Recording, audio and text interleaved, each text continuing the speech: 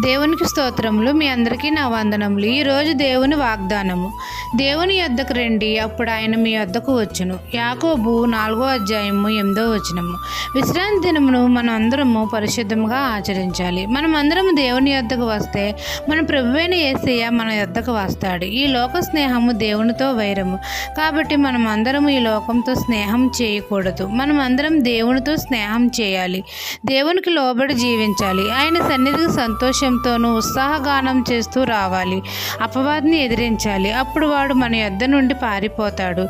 దేవుని యొద్దకు మనం అందరము వస్తే దేవుడు మన యొద్దకు వస్తాడు. ఆయనను ఆత్మతోనూ సత్యంతోనూ ఆరాధించాలి. దీన మనసు కలిగి జీవించాలి. అప్పుడు తండ్రి మనందరి పట్ల కృప చూపుతాడు.